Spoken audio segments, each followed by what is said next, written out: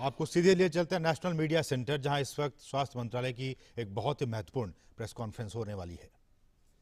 Remarks and the presentation by the Health Secretary. नमस्कार। आज जब हम आपसे बात कर रहे हैं तो देश में 21,57,000 एक्टिव केसेस हैं। ये संख्या पिछले वर्ष जो हमारे अधिकतम एक्टिव केसेस थे उसकी 2 गुनी हुई है।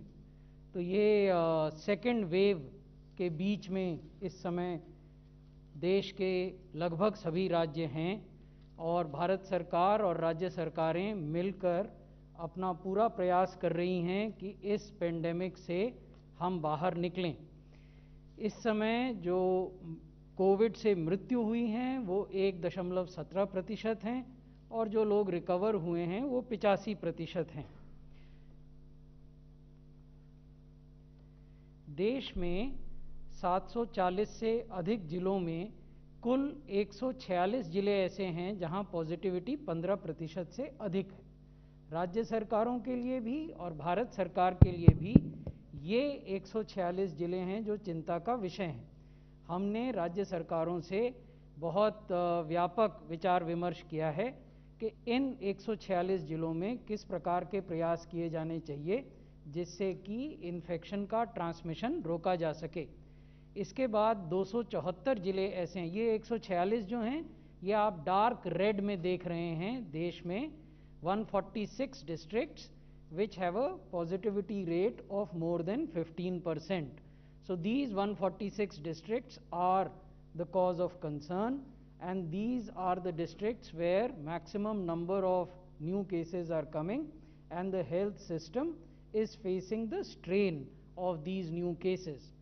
We have in the Union Ministry of Health and Family Welfare done an extensive consultation with states and UTs where these 146 districts are located so that specific actions can be initiated, and many of these actions have been initiated.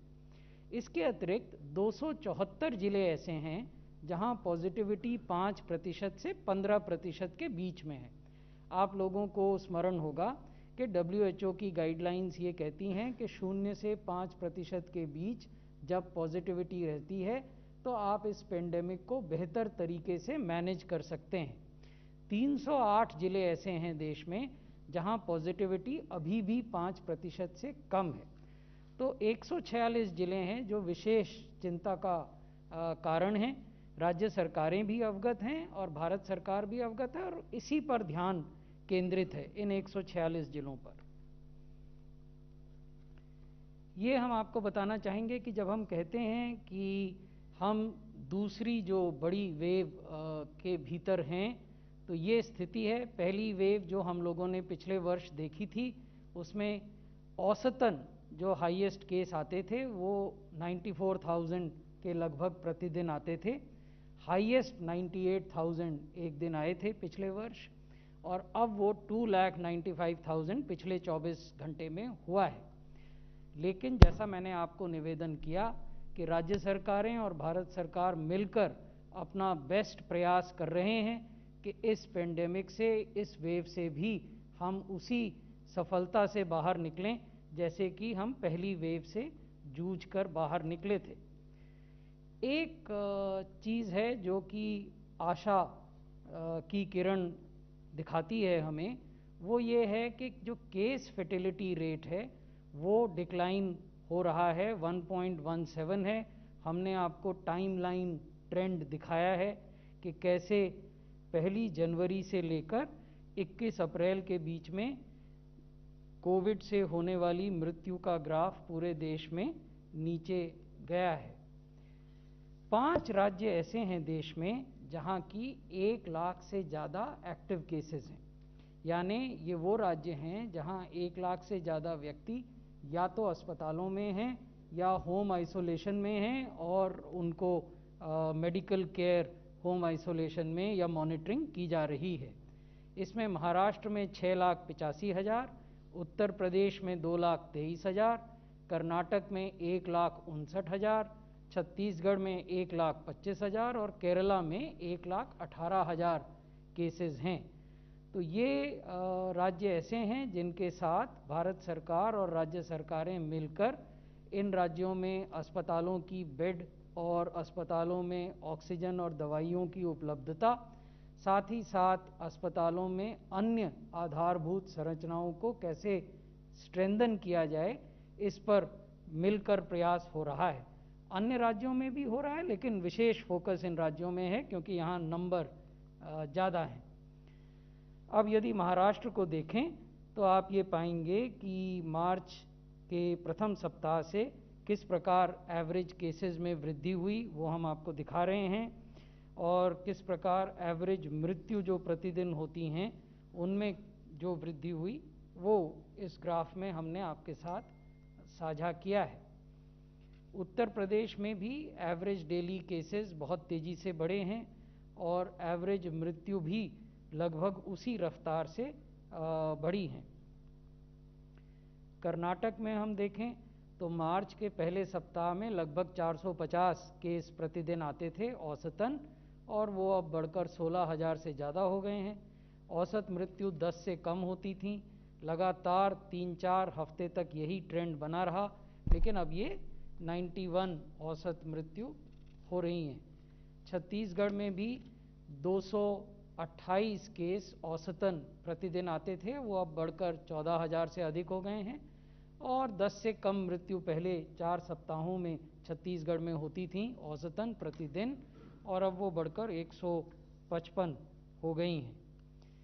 Kerala में मृत्यु दर अभी भी नियंत्रण में है, लेकिन numbers Kerala में बढ़े हैं। केरल के नंबर डिक्लाइन दिखा रहे थे, लेकिन पिछले 2 सप्ताहों में ये बढ़े हैं, और इन पर नियंत्रण कैसे पाया जाए, इस पर भी राज्य सरकार भारत सरकार के साथ सहयोग कर काम कर रही है।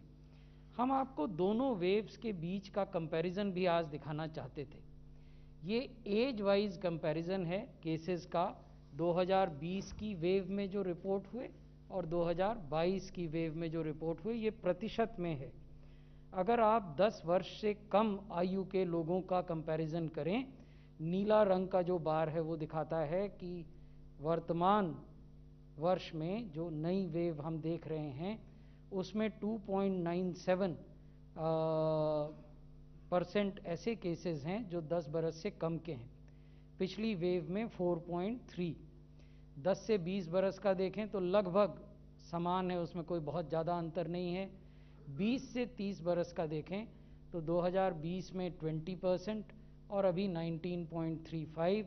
30 से 40 का देखें तो इस वेव में कुछ ज़्यादा 21.15 और पिछले वर्ष 21.05। 40 से 50 में देखें तो लगभग बराबरी पर है।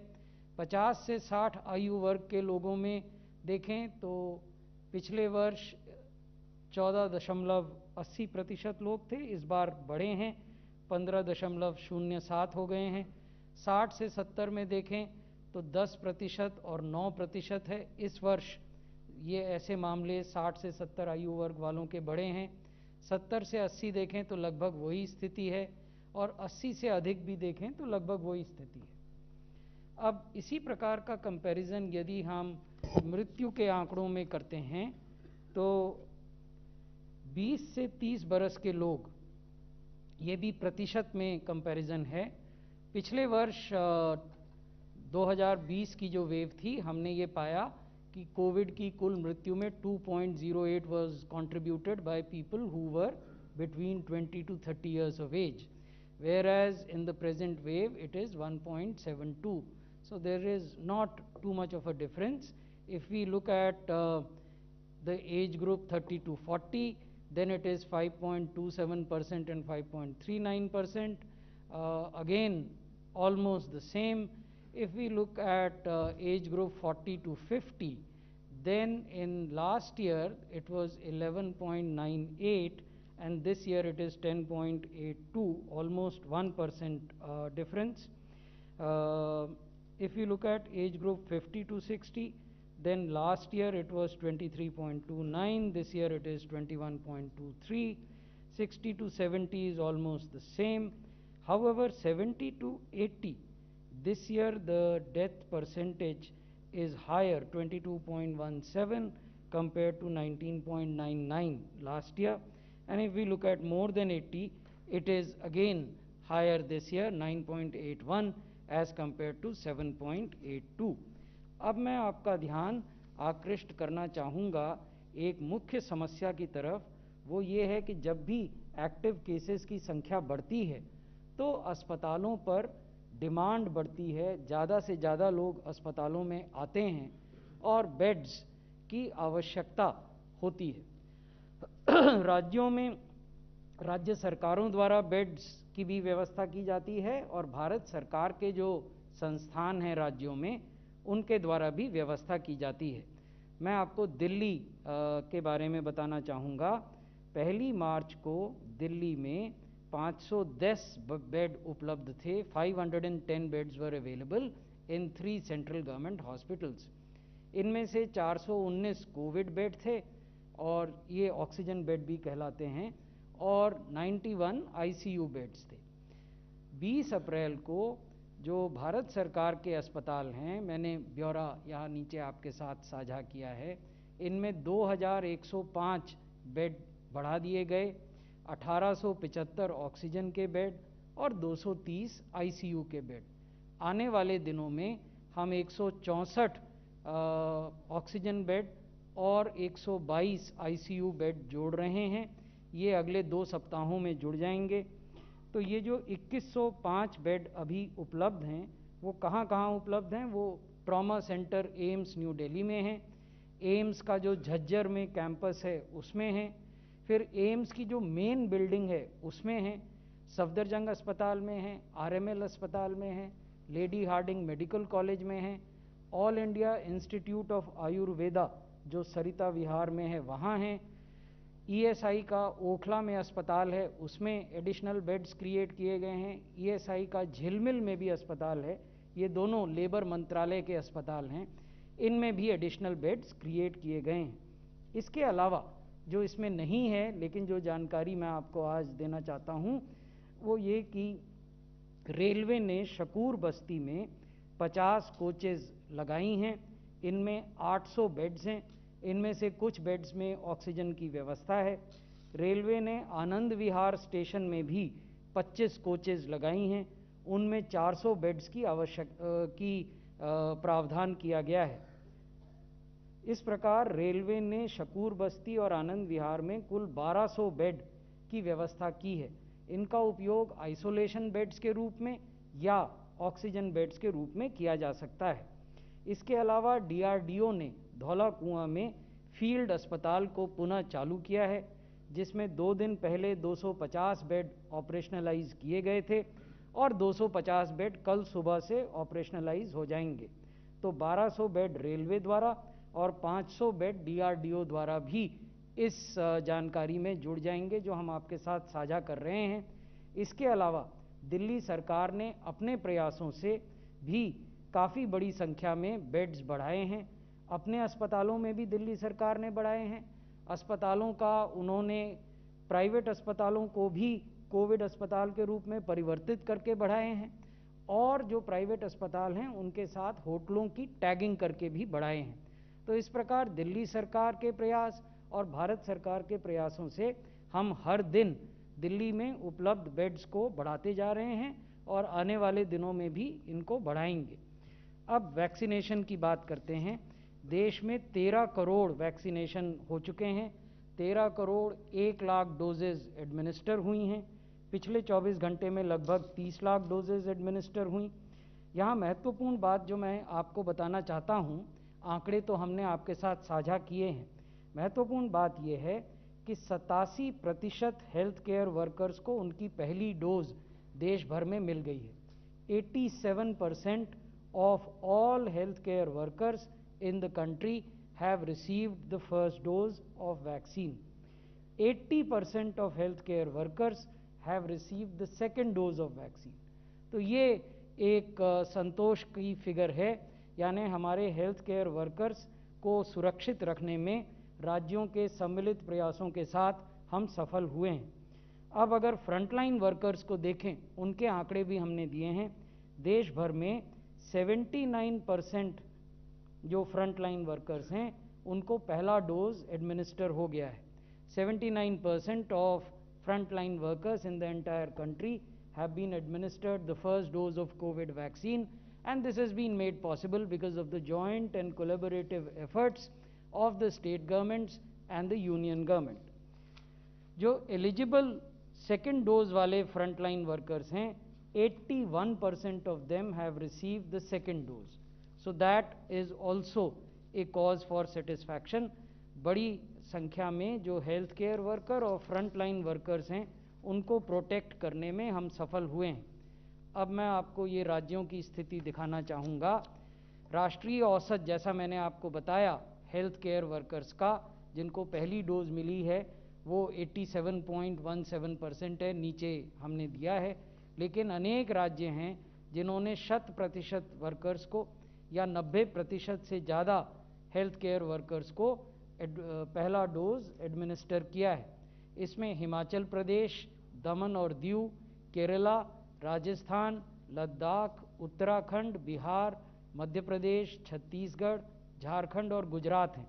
ये वो राज्य हैं जिन्होंने नेशनल एवरेज से तो बेहतर काम किया ही है, लेकिन अपने 100% हेल्थ केयर वर्कर्स या 90% से अधिक हेल्थ केयर वर्कर्स को पहला डोज एडमिनिस्टर किया है।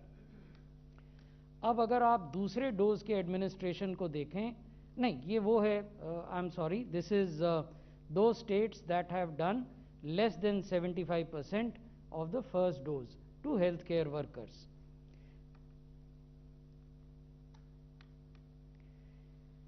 ये है सेकेंड डोज की स्थिति। राष्ट्रीय औसत हमने आपको बताया 80% हेल्थ केयर वर्कर्स को सेकेंड डोज राष्ट्र में मिला है, लेकिन अनेक राज्य ऐसे हैं जिन्होंने 85% से लेकर 100% तक सेकेंड डोज दिया है। इसमें आंध्र प्रदेश है, कर्नाटक है, दादरा एंड नगर हवेली है, त्रिपुरा है, उत्तराखंड, झारखंड, हिमाचल प्रदेश, केरला, मिजोरम, अरुणाचल प्रदेश, गोवा, सिक्किम, लद्दाख और दमन एंड दीव। लेकिन अनेक 8 राज्य और यूटीज ऐसे भी हैं जिन्होंने कि अभी 75% से कम एलिजिबल हेल्थ केयर वर्कर्स को सेकेंड डोज दिया है। नेशनल एवरेज 80% से कुछ अधिक है। ये फ्रंटलाइन वर्कर्स की स्थिति है। राष्ट्रीय औसत, जैसा मैंने आपको बताया, इज 79%, 78.55, लेकिन अनेक राज्य ऐसे हैं जिन्होंने कि 80% से लेकर 95% फ्रंटलाइन वर्कर्स को पहला डोज एडमिनिस्टर किया है। ऐसे 11 राज्य हैं, हिमाचल प्रदेश, उत्तर प्रदेश, त्रिपुरा, दमन एंड दीव, उत्तराखंड, छत्तीसगढ़, लद्दाख, राजस्थान, मध्य प्रदेश, गुजरात, दादरा और नागर हवेली। लेकिन 10 राज्य और यूटी ऐसे भी हैं जिन्होंने 65% से कम फ्रंटलाइन वर्कर्स को पहला डोज दिया है। उसी प्रकार से दूसरा डोज 81.8, ऑलमोस्ट 82% नेशनल एवरेज है, लेकिन अनेक राज्य हैं, 10 राज्य जिन्होंने कि इससे ज़्यादा 100% तक भी सेकेंड डोज एडमिनिस्टर किया है। उसमें अरुणाचल प्रदेश, राजस्थान, हिमाचल प्रदेश, झारखंड, छत्तीसगढ़, तेलंगाना, उत्तराखंड, लक्षद्वीप, उत्तर प्रदेश और मेघालय हैं। लेकिन राष्ट्रीय औसत से कम सेकेंड डोज एडमिनिस्टर करने वाले भी 9 राज्य और यूनियन टेरिटरीज हैं। ये हैं 60 बरस से ऊपर के लोगों को जो पहला डोज दिया गया है। इसका नेशनल एवरेज इज 26.16%, लेकिन 40% से लेकर 76% तक भी 60 बरस से ऊपर के लोगों को पहला डोज 10 राज्यों और यूनियन टेरिटरीज ने दिया है। एक और महत्वपूर्ण जानकारी जो हम आपको आज देना चाहते थे, क्योंकि इसके बारे में आप में से अनेक मित्रों ने पूछा था और जगह जगह मीडिया फोरम्स में इस पर विमर्श भी होते हैं। ऐसे मामले जहां लोगों को पहली डोज वैक्सीन की दी गई या दूसरी डोज भी दी गई और वो पहली डोज के बाद पॉजिटिव हो गए या दूसरी डोज के बाद संक्रमित हो गए, ऐसे कितने मामले हैं और क्या वो चिंता की स्थिति है कि नहीं है। मैं अनुरोध करूंगा DGICMR और secretary department of health research से कि इसकी जानकारी आपके साथ साझा करें। Doctor Balram Bhargava. Thank you sir. जैसा कि हम लोग को मालूम है कि वैक्सीन्स जो 2 वैक्सीन इस समय हमारे देश में प्रयोग में ली जा रही हैं, उससे सिवियर डिजीज और डेथ प्रिवेंट होती है, इन्फेक्शन प्रिवेंट रिड्यूस होता है definitely. So we know that after vaccination if we get infection, it is known as breakthrough infection. And if you look at this slide, this is very clearly showing first for Covaxin, where 1.1 crore total vaccination doses have been used, 93 lakhs have received the first dose, and 4,208 people got reinfection. That is only 0.04%, which is 4 per 10,000. Once they received the second dose, that is 17,37,000, then it was only 695 who were positive after the second dose, which is again 4 per 10,000. For Covishield, 11.6 crore doses approximately have been given, and 10 crore received the first dose, and 17,000, that is only 2 per 10,000 got reinfection or got infected again or breakthrough infection. And 1.5 crore second dose has been given and only 5,000. So this is a very, very, very small number. 2 to 4 per 10,000 breakthrough infections have occurred after vaccination. So I will repeat, 2 to 4 per 10,000 breakthrough infections have occurred, which is a very small number, and this is because of the healthcare workers and the frontline workers, which were the first to be vaccinated, and they are prone to more occupational exposure, and therefore this is the number. But this is a very, very small number and not at all worrisome, and vaccination should continue. The second point is that the current highly transmissible second wave may also contribute little bit, a minuscule, to this percentage. Otherwise this could have been even 0%. So I will stop here. Thank you, sir. Thank you doctor Bhargava. अब मैं आपको जानकारी देना चाहूँगा 2 अन्य विषयों पर। एक है भारत सरकार की जो वैक्सीनेशन की स्ट्रैटेजी घोषित की गई है उसके बारे में, और दूसरा ऑक्सीजन की स्थिति के बारे में। तो पहले जो नई वैक्सीनेशन की नीति और स्ट्रैटेजी घोषित की गई है उसके बारे में मैं आपका ध्यान आकृष्ट करना चाहूँगा। आप सबको स्मरण है कि 16 जनवरी से भारत में विश्व का सबसे बड़ा कोविड-19 वैक्सीनेशन प्रारंभ हुआ। प्रारंभ में ही हमारा फोकस उन लोगों पर था या उन पॉपुलेशन ग्रुप्स पर था जो वल्नरेबल हैं और जिनको प्रोटेक्ट करने से देश की स्वास्थ्य व्यवस्था प्रोटेक्ट होती है और जिनको प्रोटेक्ट करने से कोविड की मोर्टेलिटी घटती है। फिर आगे जाते हुए हमने अलग अलग आयु वर्ग के लोगों के लिए वैक्सीनेशन को खोला। अब जो नई वैक्सीनेशन की स्ट्रैटेजी घोषित की गई है उसके 12 मुख्य एलिमेंट हैं। उसका जो पहला मुख्य एलिमेंट है वो ये है कि जो वैक्सीन मैन्युफैक्चरर्स हैं वो 50% जो उनका मंथली डोजेज है वो भारत सरकार को उपलब्ध कराएंगे और जो रिमेनिंग 50% है वो उसको भारत सरकार के अलावा अन्य चैनल्स में उपलब्ध करा सकेंगे। दूसरी महत्वपूर्ण बात यह है कि वैक्सीन के मैन्युफैक्चरर्स 1 मई से पहले एक ट्रांसपेरेंट तरीके से अपने दाम या मूल्य घोषित करेंगे जो वो उस 50% सप्लाई के लिए लेंगे जो भारत सरकार के अलावा अन्य चैनल्स में वो उपलब्ध कराएंगे।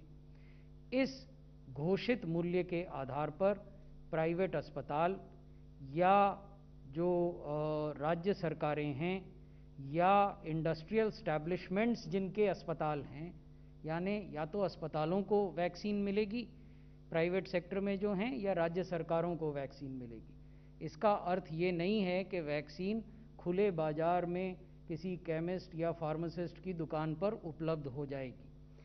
तो ये जो दाम घोषित किया जाएगा उसके आधार पर प्राइवेट अस्पताल और राज्य सरकारें वैक्सीन प्रोक्योर कर पाएंगी। और जो प्राइवेट अस्पताल हैं वो अपनी वैक्सीन अब पूरी तरह से एक्सक्लूसिवली इसी चैनल से प्राप्त करेंगे। राज्य सरकारों से के माध्यम से जो भारत सरकार की प्रोक्योर की हुई वैक्सीन प्राइवेट अस्पतालों को उपलब्ध कराई जाती थी, अब वो उपलब्ध नहीं होगी। जो भी प्राइस प्राइवेट अस्पताल चार्ज करेंगे वैक्सीनेशन के लिए, उसकी मॉनिटरिंग की जाएगी। मॉनिटरिंग की व्यवस्था हम अलग से आपसे साझा करेंगे। तीसरा महत्वपूर्ण जो बिंदु है वो ये कि वो व्यवस्था जिसके तहत राष्ट्रीय कोविड वैक्सीनेशन कार्यक्रम में प्राइवेट अस्पताल 250 रुपये तक प्रति डोज चार्ज कर सकते थे, वो व्यवस्था समाप्त हो जाएगी। तो अब केवल दो व्यवस्थाएं रहेंगी। भारत सरकार द्वारा आपूर्ति किए गए वैक्सीन के आधार पर संचालित वैक्सीनेशन सेंटर निःशुल्क वैक्सीन उपलब्ध कराएंगे। Free vaccination would be available in all such vaccination centers which are receiving vaccine doses from Government of India. Therefore, the vulnerable section, the poor section, the aged section will all be provided free vaccination in these vaccination centers, where the vaccine as before would continue to be supplied by Government of India. Government of India के द्वारा supply किए गए vaccine doses के आधार पर चलने वाले vaccination centres में आयु की सीमा 45 बरस से ऊपर, हेल्थ केयर वर्कर्स जिनके की सेकंड डोज अभी छूटे हुए हैं या फर्स्ट डोज भी छूटे हुए हैं, फ्रंट लाइन वर्कर्स रहेंगे। बाकी जो भारत सरकार से अलावा अन्य चैनल्स हैं, यानी राज्य सरकार ने सीधे प्रोक्योर किया या प्राइवेट अस्पतालों ने सीधे प्रोक्योर किया, उसमें 18 बरस से ऊपर के सभी बालिग लोग वैक्सीनेशन करा सकेंगे। इस प्रकार देश की एक बहुत बड़ी जनसंख्या को वैक्सीनेशन की सुविधा उपलब्ध हो जाएगी। जो पांचवा सिद्धांत इस स्ट्रैटेजी का है वो ये है कि पूर्व की तरह वैक्सीनेशन फ्री होगा एलिजिबल पॉपुलेशन ग्रुप्स के लिए, जो कि भारत सरकार द्वारा दी गई वैक्सीन के आधार पर संचालित किए जा रहे हैं। जो छठा और बहुत महत्वपूर्ण सिद्धांत है वो ये कि वैक्सीनेशन सेंटर चाहे भारत सरकार से डोजेज ले या वैक्सीन निर्माता से सीधे ले, ये सब के सब भारत सरकार के नेशनल वैक्सीनेशन प्रोग्राम की गाइडलाइन से गवर्न होंगे। यानी इन सबको कोविन डिजिटल प्लेटफॉर्म पर रजिस्टर करना होगा। जो भी लोग वहाँ वैक्सीन लेने जाते हैं वो या तो कोविन पर एडवांस अपॉइंटमेंट लेकर जाएंगे या ऑन साइट रजिस्ट्रेशन करेंगे। प्रत्येक व्यक्ति को जैसे कि पहले मिलता था डिजिटल वैक्सीनेशन सर्टिफिकेट पहले डोज के बाद और दूसरे डोज के बाद, वो दिया जाएगा। एडवर्स इवेंट फॉलोइंग इम्यूनाइजेशन की रिपोर्टिंग पूर्ववत जारी रहेगी। वैक्सीन के स्टॉक और प्राइस को भी कोविन पर कैप्चर किया जाएगा। तो ये सारी चीज़ें सब पर लागू होंगी, क्योंकि जो भी कोविड वैक्सीनेशन हो रहा है वो देश के भीतर हो रहा है, और देश के भीतर होने वाला कोविड वैक्सीनेशन इन सिद्धांतों से गवर्न होता है। जो सातवां मुख्य बिंदु है वो ये है कि भविष्य में आने वाली वैक्सीन्स पर भी ये 50% भारत सरकार और 50% भारत सरकार के अलावा अन्य चैनल्स वाला सिद्धांत लागू होगा। इसके अलावा जो आठवां मुख्य बिंदु है वो ये है कि यदि कोई वैक्सीन निर्माता या उनके सब्सिडियरी या उनके ऑथराइज्ड एजेंट किसी रेडी टू यूज़ वैक्सीन को इंपोर्ट करते हैं जिसका निर्माण भारत में नहीं हो रहा है, वैसी स्थिति में ये जो पूरा अमाउंट है, ये पूरी जो क्वांटिटी है वैक्सीन की, ये भारत सरकार के अलावा जो चैनल हैं उसमें उपयोग की जा सकती है। 9वां सिद्धांत ये है कि भारत सरकार अपने हिस्से से पहले की तरह, इसमें कुछ बदला नहीं है, भारत सरकार अपने हिस्से में से पहले की तरह सभी राज्य सरकारों को वैक्सीन अलॉट करेगी। एक बार में 15 दिन की वैक्सीन वो अलॉट करने की स्थिति में होंगे, यानी भारत सरकार एडवांस में राज्यों को ये बताएगी कि अगले 15 दिन में आपको इतने वैक्सीन की मात्रा प्राप्त होनी है। इसका निर्धारण कैसे किया जाएगा? इसका निर्धारण 3 पैरामीटर्स पर किया जाएगा। पहला पैरामीटर है कि परफॉर्मेंस क्या है राज्य की, यानी उनका औसत कंजम्पशन ऑफ वैक्सीन डोजेस क्या है, ये 7-डे रोलिंग एवरेज पर निकाला जाता है। दूसरा ये देखा जाएगा कि एक्सटेंट ऑफ इन्फेक्शंस उस राज्य में क्या हैं, यानी वहाँ एक्टिव केसेस कितने हैं। तीसरा, वेस्टेज कितनी हो रही है। वेस्टेज एक नेगेटिव पैरामीटर है, अगर वेस्टेज ज़्यादा हो रही है तो उसका प्रतिकूल प्रभाव आवंटन पर पड़ेगा। तो ये एक तरह से स्टेट वाइज कोटा निर्धारित हो जाएंगे और इनको एडवांस में राज्यों को संसूचित कर दिया जाएगा। इससे फ़ायदा ये होगा कि राज्य सरकारें बेहतर प्लानिंग कर पाएंगी कि उन्हें कितना वैक्सीन डोज भारत सरकार से मिल रहा है, कितना वो स्वयं प्रोक्योर करना चाहेंगे अगर करना चाहेंगे तब, और कितना उनके राज्य में स्थित प्राइवेट अस्पताल सीधे प्रोक्योर कर रहे हैं। So they would also have a bigger picture as well as a granular picture of availability as on date and future availability at least for the next fortnight.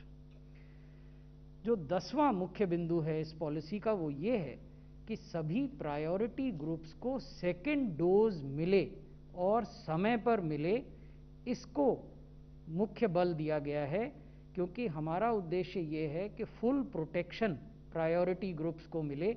ऐसा नहीं होना चाहिए कि पहला डोज मिल गया है और दूसरे डोज का समय हो गया है और वो नहीं मिल पा रहा, तो इसलिए प्रायोरिटी सेकेंड डोज को दी जाएगी, समय पर लोगों को मिले।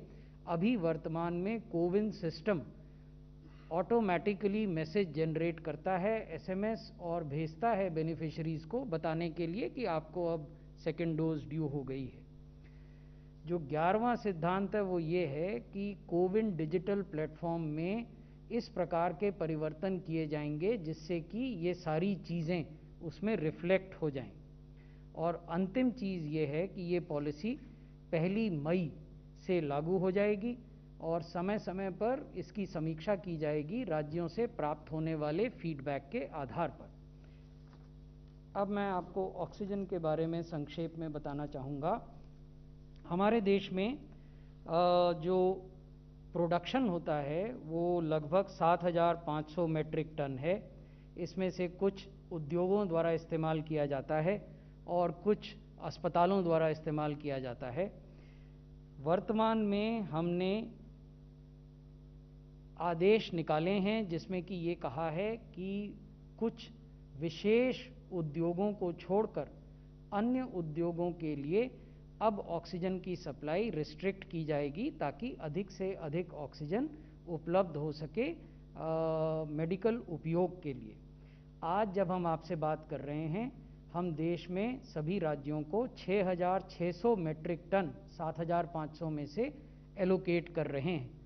आज हमने एक और सूचना जारी की है जिसमें हमने ये कहा है कि पूर्व में जिन इंडस्ट्रीज़ को एग्जेम्पशन दिया गया था, यानी जिनको ऑक्सीजन मिलती रहेगी, उसमें फिर से संशोधन किया गया है और अब ऐसे स्टील प्लांट जिनके पास कैप्टिव ऑक्सीजन प्लांट्स हैं उनको ही ऑक्सीजन मिलेगी और बाकी स्टील प्लांट्स जिनके पास कैप्टिव ऑक्सीजन प्लांट नहीं है वो भी एग्जेम्पशन की श्रेणी से हमने हटा लिए। इससे अधिक ऑक्सीजन मेडिकल पर्पस के लिए उपलब्ध हो पाएगी। 30 अप्रैल तक के लिए हमने राज्यों का डिफरेंट ऑक्सीजन प्लांट्स के साथ मैपिंग भी किया है। ये एक डायनामिक एक्सरसाइज है। समय समय पर इस तरह की शिकायतें आती हैं कि किसी राज्य में आवागमन बाधित हुआ ऑक्सीजन का, तो हम राज्य सरकारों से बात करते हैं और उनको कन्विंस करते हैं कि वो आबाद अनहिंडर्ड मूवमेंट, आबाद जो मूवमेंट है गाड़ियों का जो ऑक्सीजन ले जाती हैं वो परमिट करें, ताकि जो लाइव्स हैं उनको बचाया जा सके, ज़िंदगी ज़्यादा महत्वपूर्ण है, उनको बचाया जा सके। तो ये कार्रवाई भी डिपार्टमेंट ऑफ कॉमर्स में DPIIT और स्वास्थ्य मंत्रालय और गृह मंत्रालय और राज्य सरकारों के सहयोग से चल रहा है। धन्यवाद। Thank you very much. आज बहुत सारी चीज़ें प्रस्तुत करी गई। I will be brief.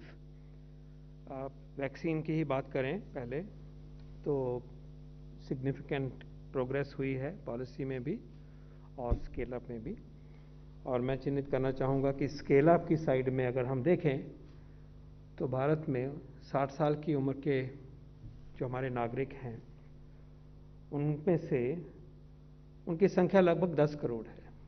तो उनमें से 4.7 करोड़ 4.7 करोड़ को कम से कम एक डोज मिल गई है।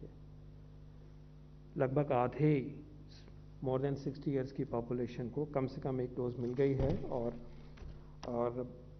बाकी दूसरी डोज की भी प्रक्रिया चली हुई है। ये अपने में एक माइलस्टोन की तरह इमर्ज होगा, लेकिन we are quite close to this point.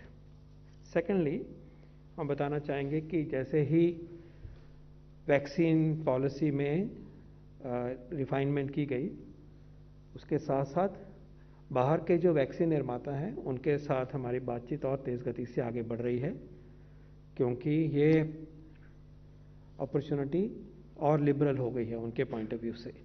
So in a renewed effort is being made and we are therefore talking to the major and suppliers manufacturers from other countries very actively.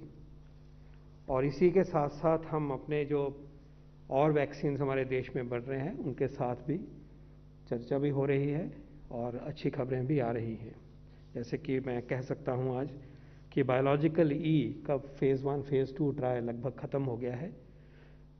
वो data अपना submit कर रहे हैं बहुत जल्दी, कुछ ही दिनों में, और उसके बाद वो फेज़ 3 में जाएंगे। बहुत सिग्निफिकेंट डेवलपमेंट है, बिकॉज ये मैन्युफैक्चरर बहुत पुराने हमारे मैन्युफैक्चरर रहे हैं चाइल्डहुड वैक्सीन के, and they have a very major capacity, something like 7 crore doses per month की कैपेसिटी वो कोविड वैक्सीन के तरफ वो ईयर मार्क करेंगे। Very significant development. So biological का भारतीय वैक्सीन जो DBT की मदद से बन रहा है, भारत सरकार की मदद से बन रहा है, आगे अग्रसर हुआ है। ये एक खबर है जो बातचीत से निकल के आई है।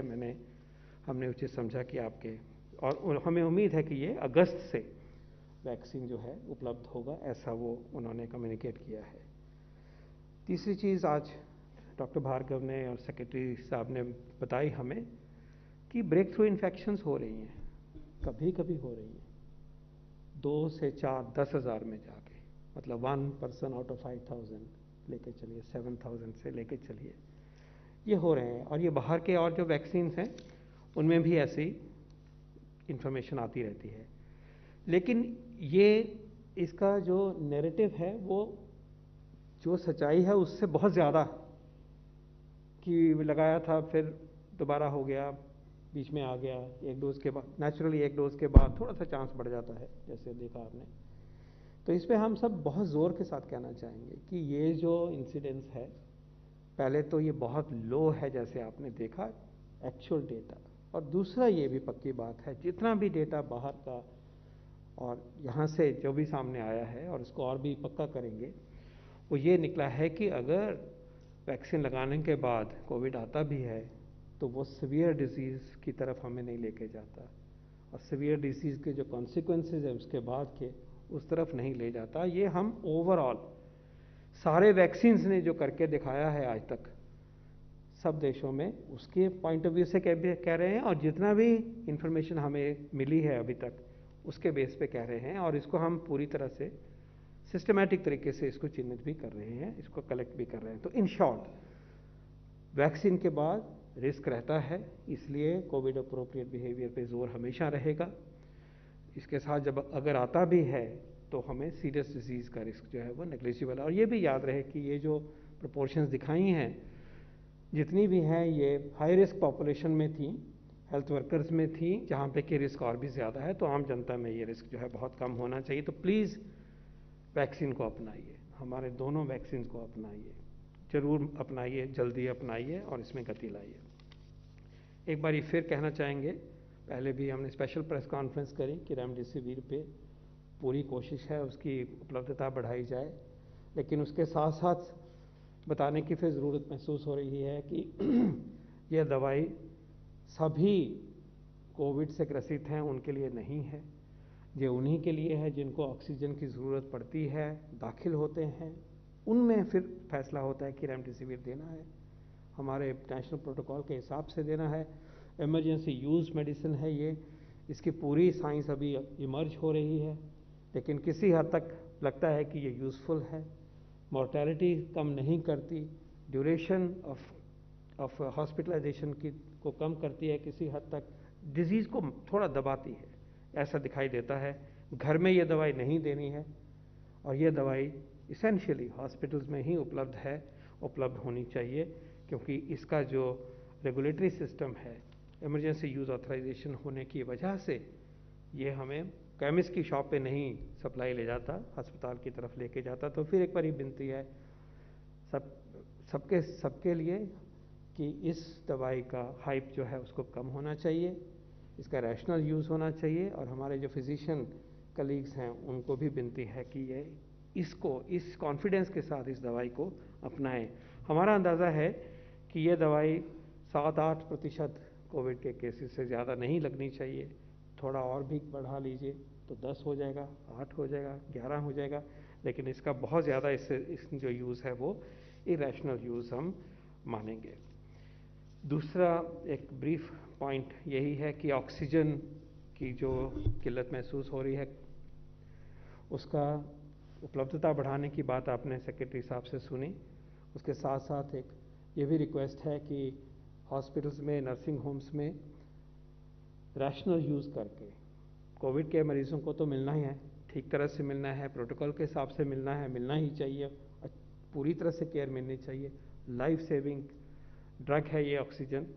लेकिन हो सके तो कुछ बाकी हॉस्पिटल एरियाज़ में जहाँ भी रैशनलाइज हो सके उसमें भी मार्जिन ज़रूर होता है, बचत का भी एक मार्जिन होता है। कुछ रूटीन सर्जरी जो हैं वो पोस्टपोन होती हैं और केयर थोड़ी पोस्टपोन होती है। हमने ये अप्रोच रैशनलाइज्ड अप्रोच कोविड के परिप्रेक्ष्य में ओवरऑल भी करी है। नॉन कोविड केयर को थोड़ा अलग तरीके से एडजस्ट किया जा रहा है, अडेप्ट किया जा रहा है। तो इस तरह से एक अपील ये भी होगी कि ऑक्सीजन को जहाँ भी रैशनलाइज कर सकें, बचा सकें, कोविड के मरीजों की तरफ ला सकें, उससे हमें फ़ायदा होगा। अंत में यही कहेंगे कि union government, state government, people of India, हम सब मिलके साहस से, धैर्य से, अनुशासन से इस वेव को भी जीतेंगे और ये मिलके करके दिखाएंगे।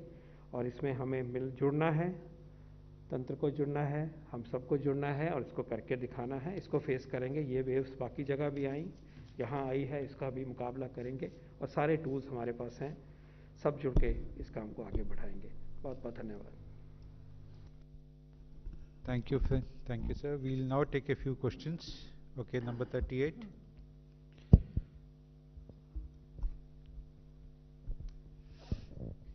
सर, ब्रह्म प्रकाश जी न्यूज़ से मेरा सवाल ये है कि बीते 3-4 दिन में हम देख रहे हैं मध्य प्रदेश, महाराष्ट्र, कई राज्यों से ऐसी खबरें लगातार आ रही हैं, ऑक्सीजन की कमी से मौत हो रही है, किल्लत से। तो इतना बड़ा इंफ्रास्ट्रक्चर आप लोग साल भर से क्रिएट करते रहे, इन मौतों के लिए कौन जिम्मेदार है? आखिर क्या इतना इंफ्रास्ट्रक्चर नहीं हो पा रहा है तैयार कि तमाम लोग बिना ऑक्सीजन के मरते जा रहे हैं? अभी भी दिल्ली में कई अस्पतालों से खबरें आ रही हैं 2 घंटे 4 घंटे के लिए ऑक्सीजन बचा है। तो आखिर क्या है सर, कोई मैकेनिज्म है, आप लोग कर पाएंगे या पूरी तरह से फेल हो रहे हैं? कोई भी मृत्यु दुखद होती है, किसी भी रोग से हो, कोविड से हो या किसी अन्य से। हम सबका प्रयास, राज्य सरकारों का और भारत सरकार का ये रहता है कि मृत्यु से बचा जाए। और आपने देखा कि राज्य सरकारों और भारत सरकार के प्रयास से पिछले 1 साल में देश में कोविड से होने वाली मृत्यु अपेक्षाकृत कम दर पर हैं और लगातार घट रही है। अब ऑक्सीजन की बात करते हैं। जैसा मैंने आपको बताया, देश में 7,500 मीट्रिक टन ऑक्सीजन पैदा होती है। पिछली वेव में हमने लगभग 3,000 मीट्रिक टन तक ऑक्सीजन का उपयोग इस 7,500 में से मेडिकल ऑक्सीजन के रूप में किया था। इस वेव में क्योंकि संख्या ज़्यादा है तो हमने 6,600 मीट्रिक टन भी सभी राज्यों को आवंटित किया है मेडिकल ऑक्सीजन। और जैसा मैंने आपको बताया कि एक कंट्रोल रूम है जो 24 घंटे काम करता है, जिसमें राज्य सरकारें अपने सुझाव देती हैं या अपनी समस्या बताती हैं कि फलानी जगह उनका ऑक्सीजन का ट्रक रुका हुआ है, ताकि उसका मूवमेंट हो सके, उसको एड्रेस किया जाता है। दिल्ली में अगर आप देखें, अन्य राज्यों में भी हुआ है, लेकिन मैं दिल्ली का उदाहरण आपको देता हूँ। दिल्ली पुलिस ने ग्रीन कॉरिडोर बनाए हैं ताकि ऑक्सीजन तेज़ी से पहुँच सके। एक गाइडलाइन निर्गत की गई है जिसमें कहा गया है कि अस्पतालों में ऑक्सीजन का रैशनल यूज़ कैसे हो। उदाहरण के लिए, हर अस्पताल के स्तर पर एक ऑक्सीजन मॉनिटरिंग कमेटी बनाई जानी है। पिछले साल भी हमने बनाई थी, उसने अच्छा काम किया था। सभी राज्यों ने बनाई थी, अस्पतालों के लेवल पे बनाई थी। उससे बेहतर प्लानिंग ऑक्सीजन की हो पाती है और अस्पताल पहले बता पाते हैं कि हमारे पास अब इतने दिन की या इतने घंटे की ऑक्सीजन बची हुई है, तो हमें रिप्लेनिशमेंट चाहिए या फ्रेश सप्लाईज चाहिए। तो वो पुराने पिछले साल के अनुभव के आधार पर जितनी व्यवस्थाएं की थीं, वो सब की सब न केवल चालू की हैं बल्कि उनको रिफाइन किया है, और इसमें हमें सभी राज्य सरकारों का सहयोग भी मिल रहा है। मैंने तो आपको बताया कि 7,500 मीट्रिक टन ऑक्सीजन का उत्पादन होता है, जिसमें से 6,600 metric ton oxygen medical purposes के लिए राज्यों को आवंटित की है। आने वाले दिनों में इस ऑक्सीजन के आवंटन को हम बढ़ाते रहेंगे। हमने साथ ही साथ, जैसा डॉक्टर पॉल ने भी आपको बताया और मैं पुनः बता रहा हूँ, राज्यों से अनुरोध किया है कि ऑक्सीजन की प्रभावी प्लानिंग हो और ऑक्सीजन का रैशनल यूज़ हो, इसकी ओर भी हम मिलकर प्रयास करें। Number 10. So my question is, you've been mentioning how states have been asked to ensure that there is unhindered movement, but we are now receiving reports that at least 3 hospitals in Delhi have complained, the Sir Irene Hospital, Holy Family Hospital, and another one has complained that their oxygen trucks or tankers are stuck in Haryana or near Faridabad. This is coming soon after a statement from the Haryana Home Minister, Mr. Anil Vij, saying that their oxygen trucks were being looted by the Delhi government, so there will be police protection for tankers.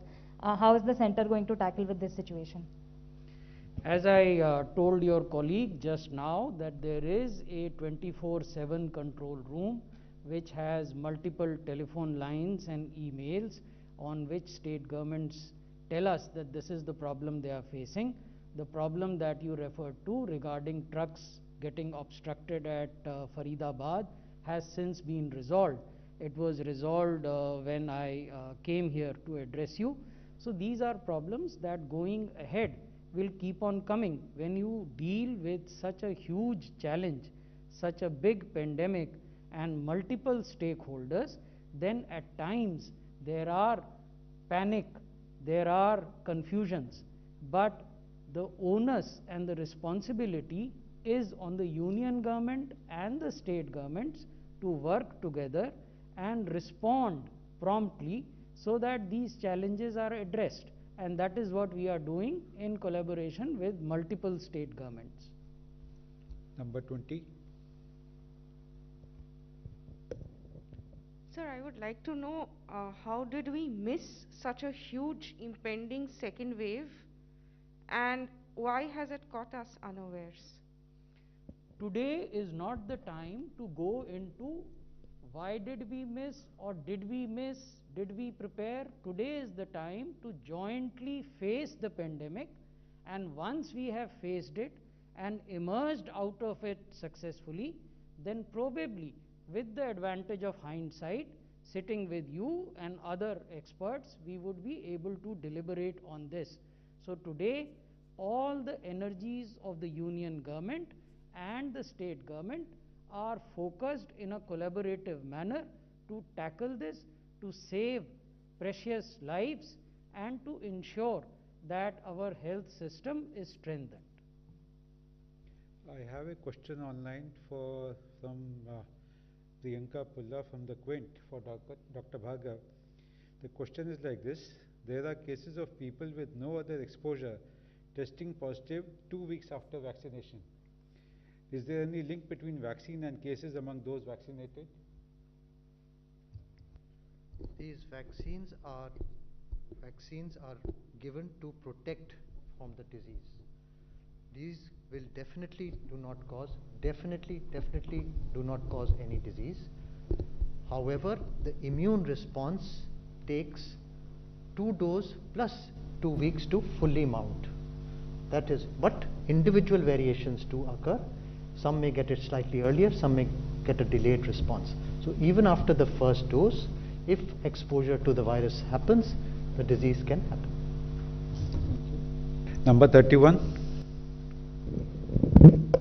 Sir Pranay Upadhyay हूं ABP news से। मेरा सवाल doctor Balram Bhargava और राजेश भूषण जी से है। भार्गव साहब, आज की स्थिति में आप केसेस के कम होने के लिए किस समय अवधि को देख रहे हैं कि कब तक केसेस कम होने, ये जिस रफ्तार से बढ़ रहा है, ये कब तक कम हो सकते हैं?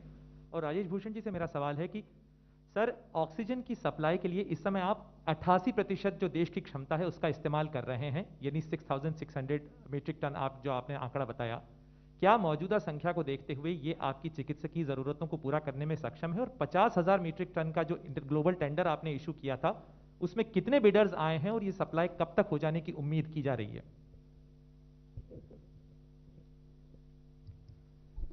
Currently, we are in the midst of the second wave of the pandemic.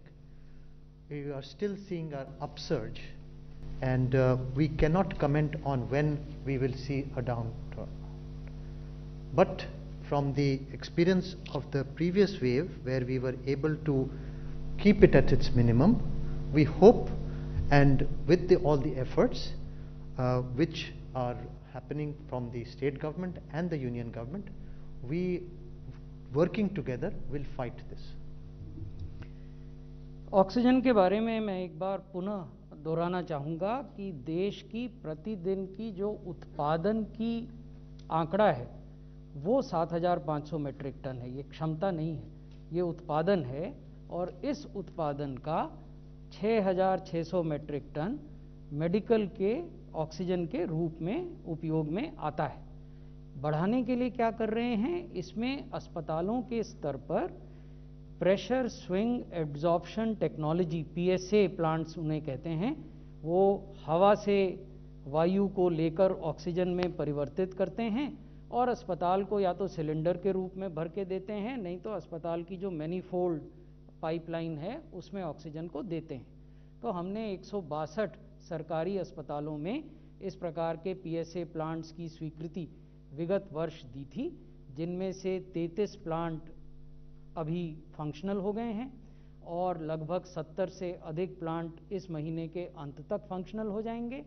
तो ये जो प्लांट हैं, ये जिस अस्पताल के भीतर लगे हैं उस अस्पताल के लिए ये पर्याप्त होते हैं। तो वो अस्पताल फिर एक तरह से आत्मनिर्भर हो जाता है ऑक्सीजन के लिए, और जो लिक्विड मेडिकल ऑक्सीजन है जो या तो टैंकर्स में आ रही है या सिलेंडर्स में आ रही है, वो टॉप अप होती है, वो ओवर एंड अबव है।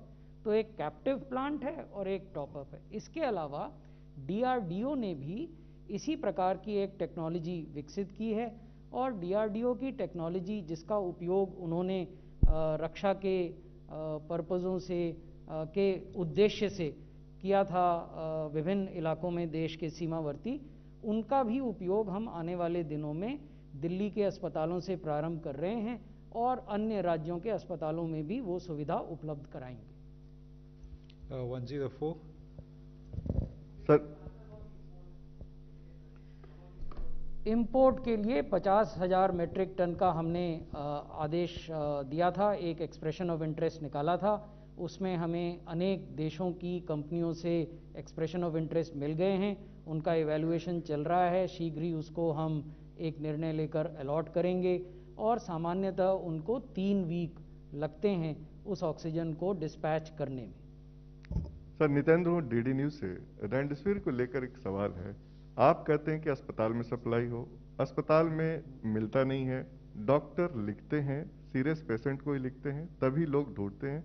ब्लैक मार्केटिंग मिल रहा है, ये सबको पता है, कहने की जरूरत नहीं है, हम लोग को भी पता है। पार्टियों के दफ्तर में मिलते हैं। ये आखिर कहाँ लैप्स है?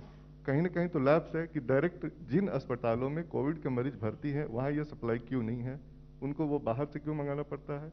दूसरा सवाल, पिछली बार आपने इंफ्रास्ट्रक्चर बनाया, इस बार आपने क्यों कहाँ लैप्सेस है, चाहे राज्य सरकार पे, जिला प्रशासन पे, कि लोगों को टीच नहीं कर पाए, आप समझा नहीं पाए, कोविड बिहेवियर अभी भी लोगों में नहीं है, मास्क नहीं लगा पा रहे, तो कहाँ ये कमी है और इसको कैसे ठीक किया जाएगा? सेकंड सवाल का जवाब देता हूँ और वो हमेशा की तरह रिक्वेस्ट की तरह से है कि ये जो भावना है कि हमें अपने आप को बचना है, बचाना है, ये अंदर से आनी है। समाज की मूवमेंट एक मिशन है की तरह और भागीदारी की तरह, जन आंदोलन की तरह आनी चाहिए। इसमें सबको जुड़ना होगा। सरकार के कहने से ही या विनती करने से ही या इन्फोर्समेंट करने से, स्टेट गवर्नमेंट्स ने इतनी इन्फोर्समेंट्स करी हैं, नहीं हो पाया है। इसमें हम सबको जुड़ना है, हम सबको मेहनत करनी है। और मैं मीडिया से पर्टिकुलरली अपील करूंगा कि आप बहुत पावरफुल हैं इसमें, और इसमें आपने जितना योगदान किया वो रोल मॉडल योगदान है, बहुत ही इम्पॉर्टेंट रहा है आपका योगदान। लेकिन इसको प्लीज़ और बढ़ा दीजिए, क्योंकि अगर हम कोविड अप्रोप्रिएट बिहेवियर को आज अपना लेते हैं, एकदम से इस लेवल से इस लेवल पे ले जाते हैं, तो ये जो बड़ी ऊंचाई पे हम ले जाने के साथ साथ वायरस को रोकने में, वायरस को पीछे धकेलने में, वायरस के लिए हेडविंड पैदा करने में बहुत ही बड़ी ताकत बन के ये सामने आएगा। इसका कल से ही, आज से ही क्या हम इसको अपना सकते हैं, मैं यही कह सकता हूं। और इसमें सरकार की भूमिका ज़रूर है और रही भी है, कहा भी है, स्टेट गवर्नमेंट्स ने और भी आगे जाके कहा, लेकिन कहीं अभी भी पूरी तरह से ये जन आंदोलन नहीं बना है। इसमें हम सबको जुड़ना है। और दूसरे के ऊपर डॉक्टर राजेश भूषण, दूसरा क्या था? रेमडेसिविर का जो ब्लैक मार्केटिंग वगैरह उसके बारे में वो कुरीतियां जो है, जैसा हमने आपको निवेदन किया था पिछली बार भी, वो फिर से आपके संज्ञान में लाते हैं कि रेमडेसिविर की 7 कंपनियां हैं जो देश में इसका उत्पादन करती हैं वॉलंटरी लाइसेंस के तहत। इन 7 कंपनियों के जो डिस्ट्रीब्यूटर्स हैं और जो बड़े स्टॉकिस्ट हैं, उनकी जानकारी सभी कंपनियों ने अपनी वेबसाइट पर सरकार के कहने पर प्रकाशित की है, ताकि अस्पतालों को ये जानकारी रहे कि अगर रेमडेसिविर की आपूर्ति लेनी है तो कहाँ से लेनी है। ये पहला काम हुआ है।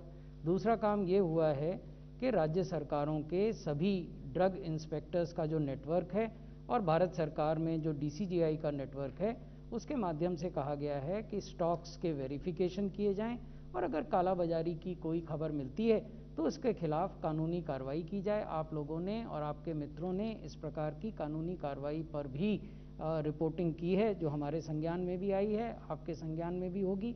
आगे भी इसी नीति को अपनाएंगे और इसे और सख्ती से लागू करेंगे। Thank you very much, friends. We close the press conference now.